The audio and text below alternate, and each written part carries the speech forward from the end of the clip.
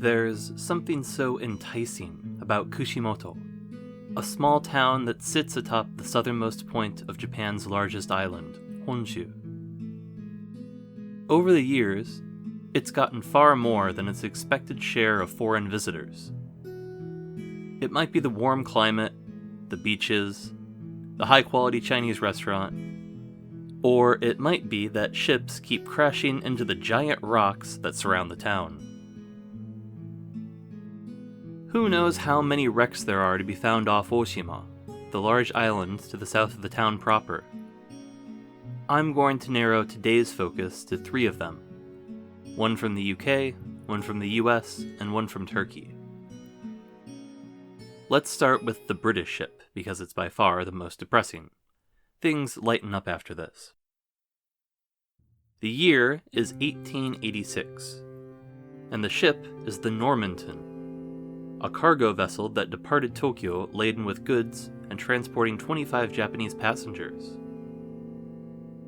Like so many ships before and after her, she was beset by storms and eventually crashed into rocky reefs not far from Kushimoto. The British and German crew made it to the lifeboats, and all of them survived. The 25 Japanese passengers, as well as 12 Asian crew members, all went down with the ship. This blatant act of racism incensed Japan, and the captain's acquittal by a British judge only fanned the flames. In 1886, Japan was still at the mercy of unequal treaties forced upon it by the United States and the British Empire. The country managed to extract itself from most of the unequal treaties within the decade, during which time it foisted its own unequal treaties on Korea. A few years later, the Turkish frigate Ertuğrul was returning home after a goodwill mission to Japan.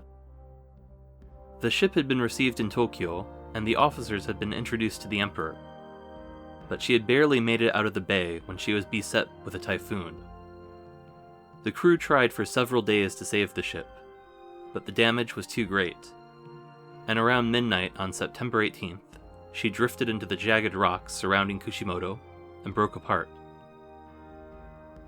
Some of the survivors managed to climb up the steep cliffs near the lighthouse and alert the Japanese. The citizens of Kushimoto came to Ertuğrul's aid, but of the 656 sailors aboard the frigate, only 69 survived. The government later ferried the survivors back to the Ottomans.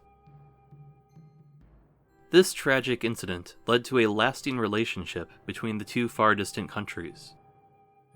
Japan was one of the first countries to open relations with Turkey after the collapse of the Ottoman Empire.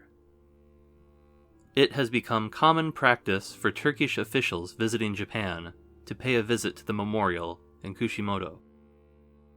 Most famously, this relationship came into play in 1985 during the Iraq-Iran War. President Saddam Hussein imposed a 48-hour deadline, after which the Iraqi military would shoot down any aircraft, even passenger planes, over Iranian airspace. This led foreign nationals in Iran to evacuate the country, and the Turkish government dispatched planes to bring 215 Japanese nationals stranded in Iran to safety. Turkish officials framed the act as repayment for the goodwill shown to them 95 years earlier. In 2019, I spent a few days in Istanbul, and in the military museum I came across a painting of the Ertuğrul and asked one of the docents about it. He had a lot to say about the history of the Turkey-Japan relationship, and he was really excited when I mentioned that I lived near Kushimoto and had visited the memorial. So from my sample size of 1, it seems like it's a big deal to the Turks as well. Our final ship of the day did not encounter a terrible storm on their way to Kushimoto, but instead pretended they had. We're going back in time now to 1791.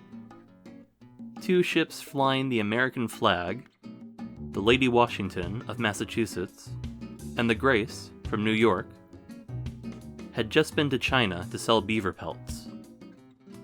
And Captain John Kendrick thought that he might stop in Japan to try and sell out the rest of his stock. Now, this is a period in Japanese history known as sakoku, or closed country. It is not, as is often thought, isolationism. Foreign trade actually greatly increased during this time. However, it was restricted to a small handful of ports over which the Tokugawa government had complete control. Furthermore, generally only Chinese or Dutch ships were allowed into the ports. Trading outside of these ports was highly illegal.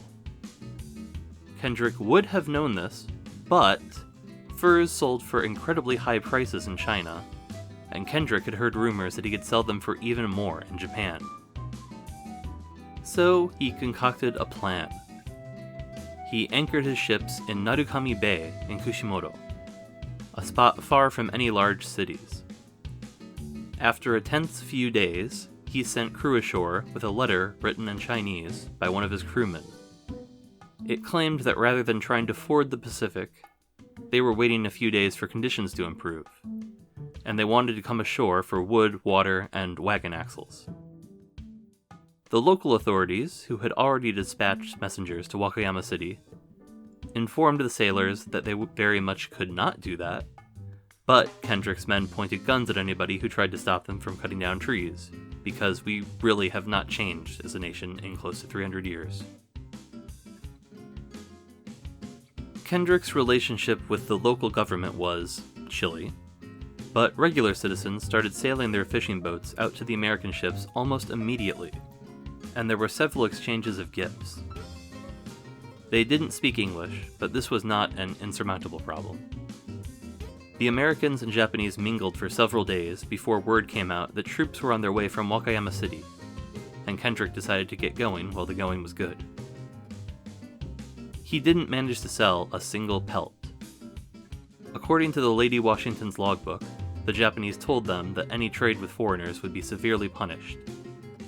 According to the Japanese, they pointed out to Kendrick that Kushimoto is rather warm in the winter, so they didn't actually need any furs. 10 days after arriving, the Lady Washington and the Grace departed before the government officials got there.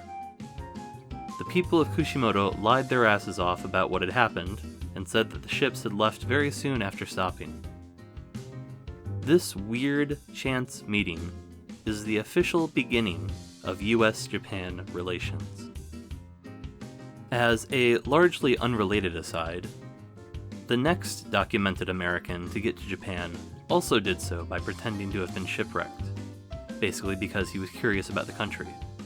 I only bring this up because his actual birth name was Ronald McDonald.